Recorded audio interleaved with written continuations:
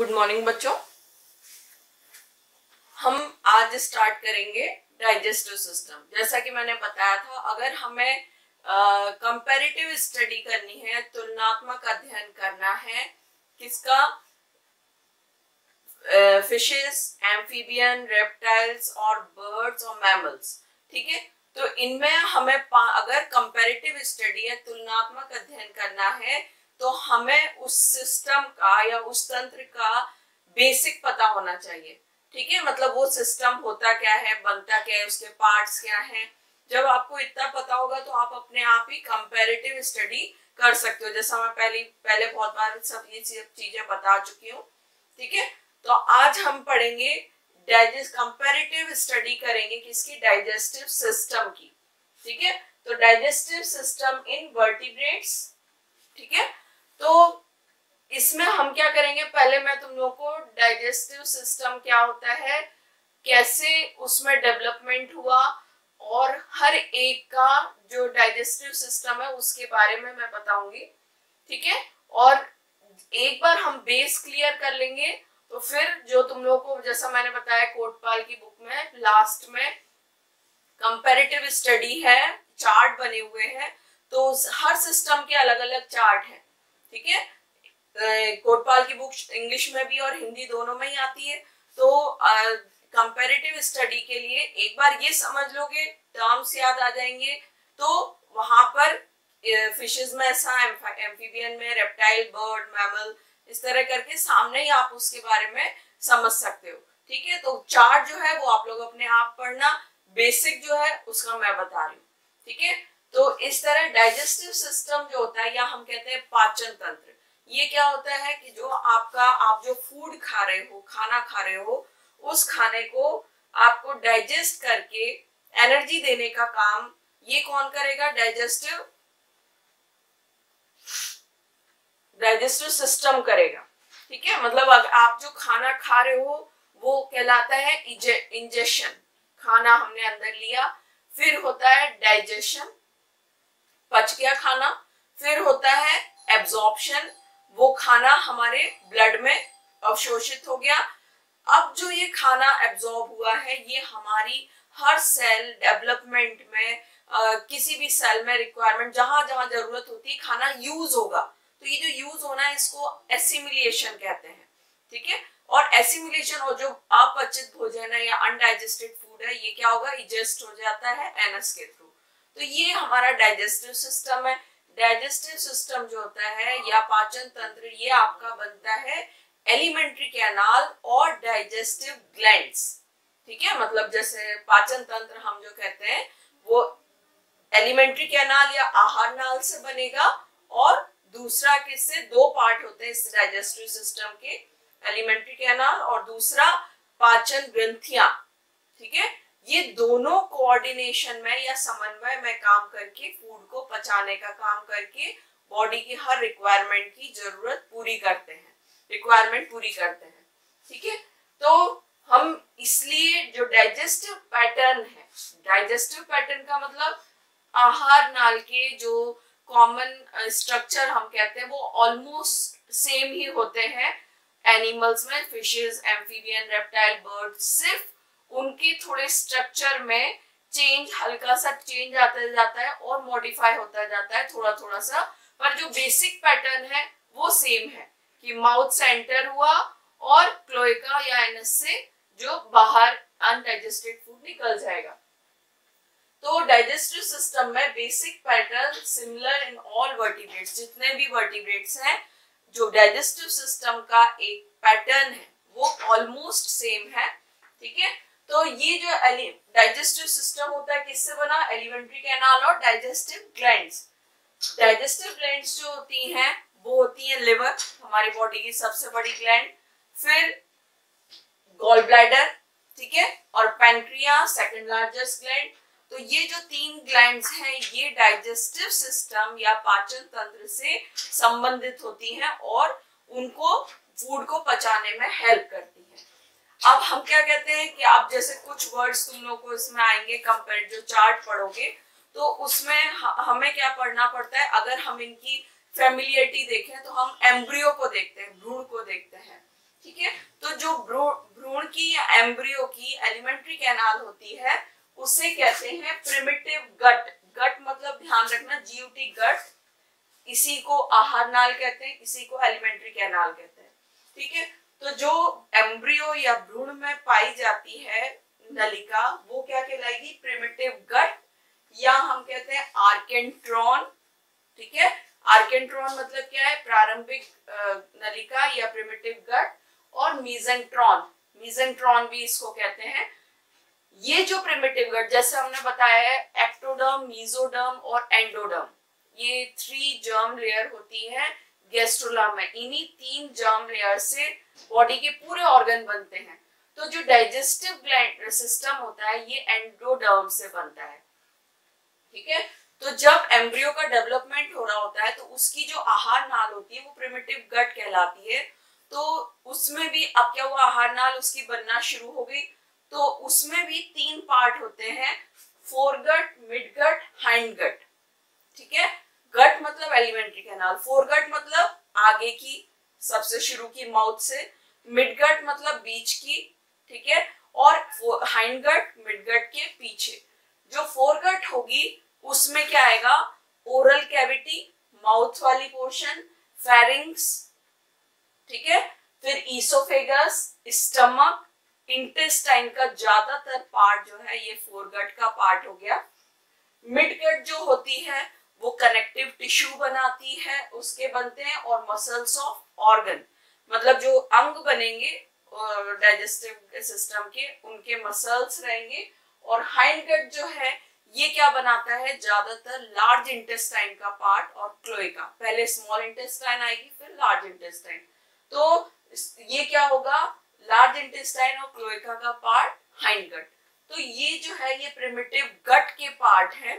ठीक है, foregut, midgut, hindgut. और इसी के बेस पर जब हम एडल्ट्स में आते हैं, ह्यूमन बीइंग्स में आफ्टर बर्थ जो मैमल्स होते हैं उनमें ये फोरगट, मिडगट, हाइंडगट ये ही प्रोसेस हम आगे पढ़ते हैं। ये फिजियोलॉजी में आप लोग पढ़ोगे। ठीक है, अब इसमें एक वर्ड आएगा मीजेंट्री। जो उसमें टर्मिनोलॉजी है वो मैं बता रही हूँ, बेसिक आप समझ लोगे। तो मीजेंट्री जो होती है, मीजेंट्री जनरली लोअर एनिमल्स में, इनवर्टिब्रेट्स में, तो जो कुछ मीजेंट्री का मतलब क्या होता है? स्टमक से लेकर इंटेस्टाइन तक के जो ऑर्गन है वो एक डबल फोल्ड, उसको पेरिटोनियम कहते हैं, उस डबल फोल्ड से जुड़े हुए होते हैं। ये जब डबल फोल्ड डॉर्सल, शरीर के डॉर्सल साइड होगा तो उसे डॉर्सल मीजेंट्री कहेंगे।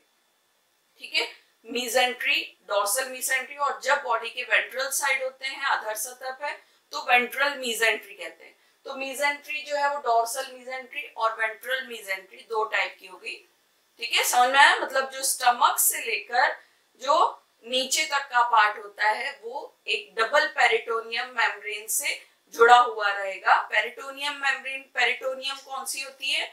जो स्टमक से लेकर जो डाइजेस्टिव सिस्टम का पार्ट है जिसके अंदर बंद रहता है वो मेम्ब्रेन, और उसके अंदर की कैविटी होती है पेरिटोनियम कैविटी। ठीक है, तो ये मीजेंट्री हो गई। अब अगर हम देखते हैं एलिमेंट्री कैनाल के भाग या पार्ट्स कौन कौन से होते हैं। जैसे हम कहते हैं एलिमेंट्री कैनाल, हमने क्या बताया? एलिमेंट्री कैनाल डाइजेस्टिव सिस्टम है वो 2 पार्ट का है, एलिमेंट्री कैनाल और डाइजेस्टिव ग्लैंड्स। ठीक है, अब जो एलिमेंट्री कैनाल है उसकी स्टार्टिंग कहाँ से होगी? माउथ से। ठीक है, हमारा माउथ से एलिमेंट्री कैनाल माउथ से लेकर एनस तक, ये जैसा बताया था एलिमेंट्री कैनाल ओपन टाइप और क्लोज टाइप 2 टाइप की होती है। ओपन टाइप में क्या होगा? ये ओपन टाइप मतलब जिसमें जो माउथ और एनस ये 2 ओपनिंग हो गई, ये कंप्लीट एलिमेंट्री कैनाल कहलाती है। कंप्लीट एलिमेंट्री कैनाल कौन सी हो गई? जिसमें माउथ और एनस 2 ओपनिंग होंगी। इनकम्प्लीट एलिमेंट्री कैनाल वो होगी जनरली इनवर्टिब्रेट में होती है, जिसमें एक ही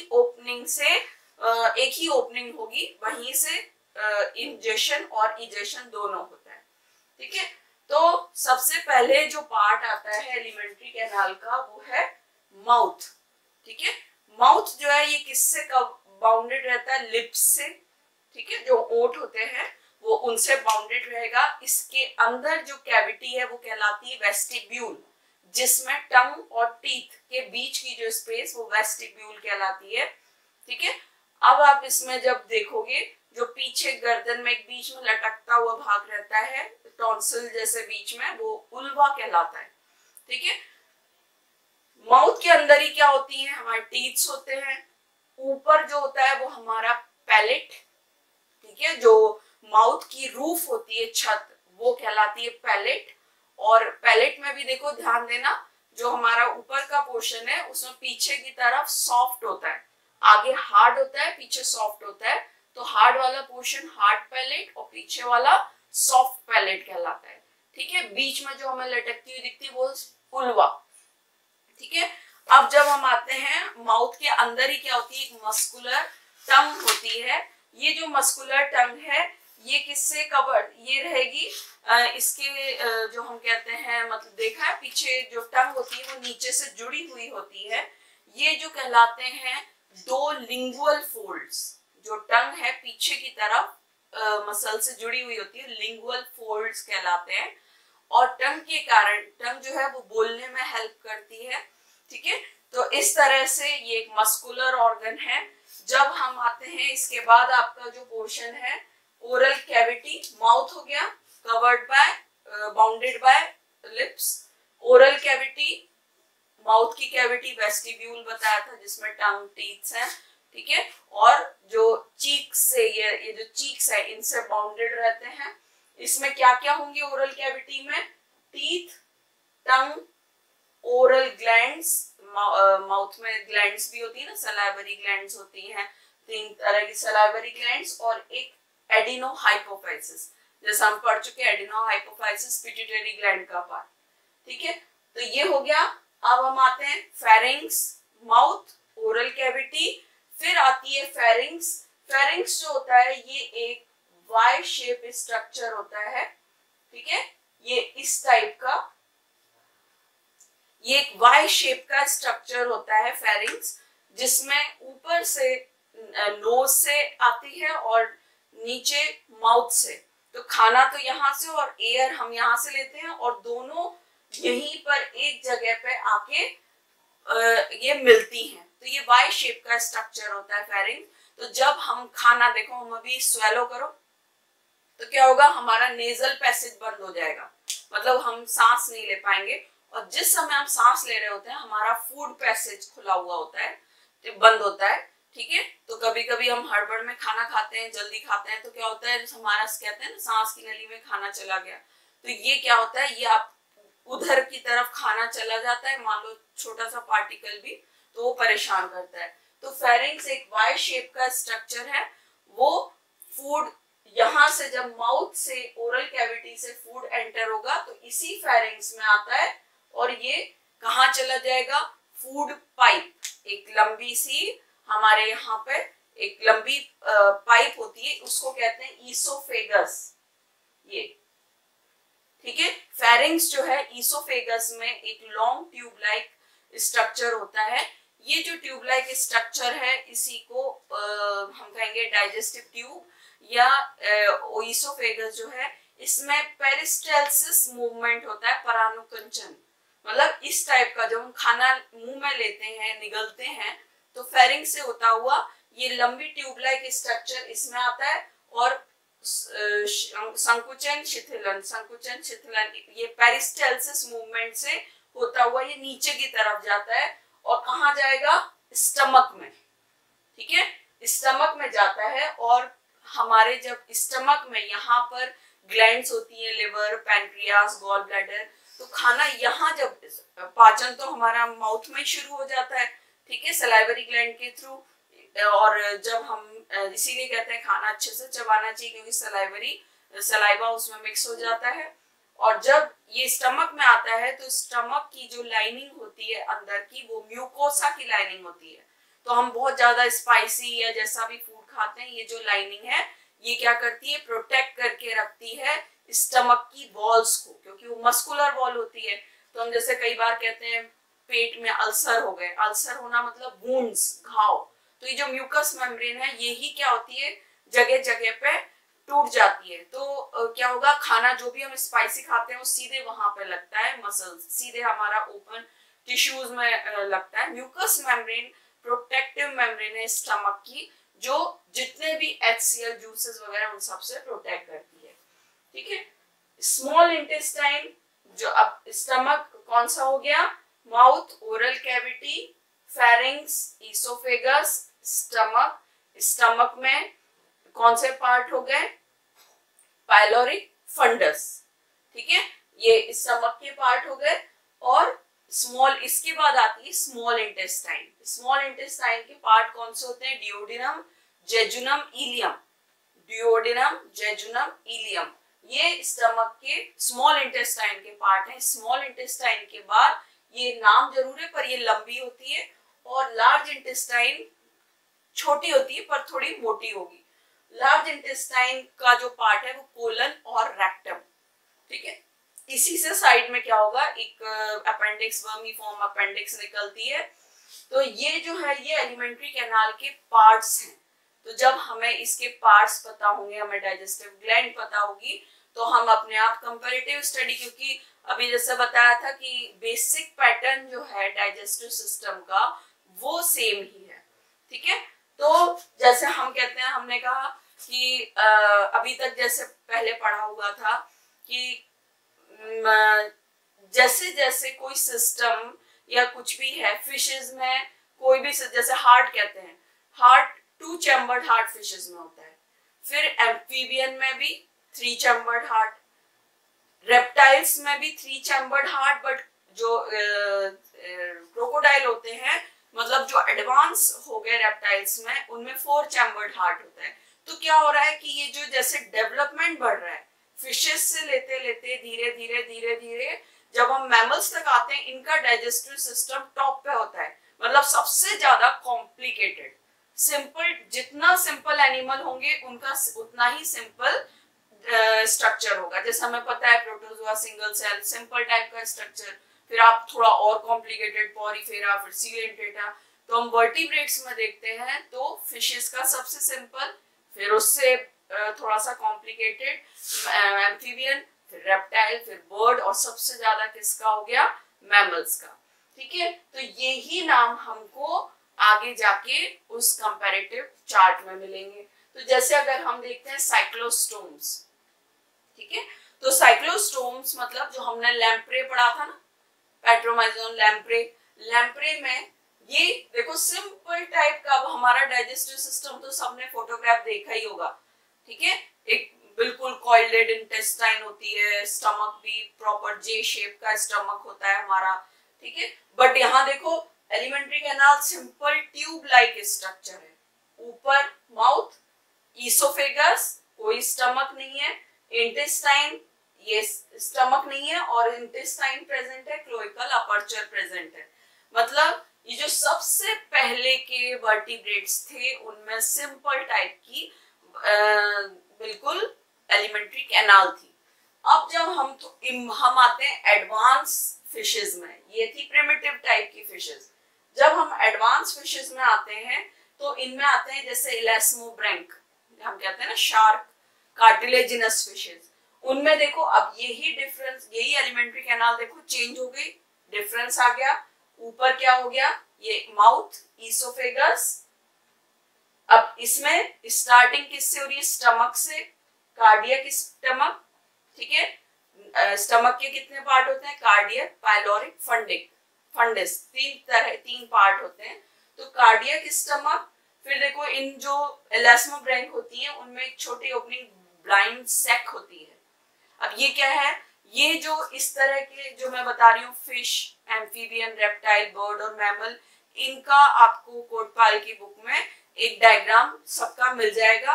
अगर नोट्स में जाता है तो नोट्स में मैं तुम लोगों को भेज दूंगी। तो एक ही पेज पे आपको कंपैरेटिव डायग्राम, उसमें तो क्या होते हैं 2-3 फिशेस दे दी हैं, आपको पढ़ना है एक फिश, मान लो आपने ये ले ली इलास्मोब्रैंक, एक एम्फीबियन, एक रेप्टाइल, एक बर्ड और एक मैमल, बस इतने का ही देखना है, और सब चीजें डायग्राम के बेस पे पढ़ना। तो जब कंपैरेटिव पढ़ोगे तो उसमें जैसे फिश का आता है तो फिश का एलिमेंट्री कैनाल देखना, ठीक है। फिश का एलिमेंट्री कैनाल देखोगे अपने आप उसकी सारी चीजें समझ में आ जाएंगी। जब एम्फीबियन का लाइन पढ़ो उसमें, तो एम्फीबियन का डाइजेस्टिव सिस्टम देखना, तो वैसे समझ में आ जाएगा। तो एक ही पेज पे आपको डिफरेंस समझ में, एक ही पेज पे डायग्राम दिए हैं पांचों के, तो डायग्राम ध्यान रखना, ठीक है। ध्यान रखना बायो जो होता है, जूलॉजी स्पेशली, डायग्राम के बिना कुछ नहीं है, ठीक है। तो oesophagus, cardiac stomach, blind sac, फिर इस कार्डियक स्टमक के बाद क्या होता है, पाइलोरिक, फिर फंडस। तो कार्डियक स्टमक, पाइलोरिक स्टमक, और यहाँ फंडस, ये पार्ट हो गया। फिर ये जो ट्यूब लाइक मुड़ा हुआ स्ट्रक्चर, ये डियोडिनम। डियोडिनम किसका पार्ट है, स्मॉल इंटेस्टाइन का, ठीक है। डियोडिनम, इसमें जेजुनम नहीं है, इलियम नहीं है, ठीक है, सिर्फ डियोडिनम है। फिर इसमें अब ये स्पेशल कैरेक्टर है इलास्मोब्रैंक का कि इनकी जो इंटेस्टाइन होती है वो स्पाइरल होती है, ठीक है। मतलब अगर हम इसको कट करेंगे तो ऐसा स्ट्रक्चर इनकी इंटेस्टाइन में दिखेगा। इसको जब अगर हम ऊपर से कट करते हैं तो ये स्पाइरल इंटेस्टाइन दिखती है इस टाइप से, ठीक है। अब आप नीचे आते हो तो देखो यहाँ पर अब जो लार्ज इंटेस्टाइन है उसमें रेक्टम और क्लोएका दोनों प्रेजेंट है। ये देखो कोलन रेक्टम ये प्रेजेंट है, और एक क्लोइकल अपर्चर होता है, एनस नहीं क्लोइकल अपर्चर होता है, और यहां से एक निकलती है रेक्टल ग्लैंड, ठीक है। वो इन इलास्मोब्रैंक फिशेस में पाई जाती है रेक्टल ग्लैंड। तो ये सिंपल अब डायग्राम आपको सबके नाम पता ही है, स्ट्रक्चर पता है तो आप कंपैरेटिव भी बता दोगे। अब देखो देख के ही आप डिफरेंस इजीली बता सकते हो। अब जैसे ये है एम्फीबिया, फ्रॉग में देखो अब ये इंटेस्टाइन जो है ये कॉइल्डेड हो गई, अभी तक कॉइल्डेड नहीं हुई थी, यहाँ थिकनेस हुई, स्टमक बन गया। अब यहाँ पर देखो ईसोफेगस, स्टमक, ठीक है। यहाँ पर पाइलोरिक फंडस, जो पाइलोरिक यहाँ नहीं था, ये पोर्शन जो बढ़ रहा था, ये पाइलोरिक स्फिंक्टर, स्फिंक्टर मतलब जो फूड को वापस ऊपर नहीं आने देता, पाइलोरिक स्फिंक्टर हो गया। डियोडिनम, ठीक है। अब इलियम बन गई, अभी जेजुनम नहीं बनी है, इलियम बन गई। रेक्टम, अब ये किसका है, फ्रॉग का।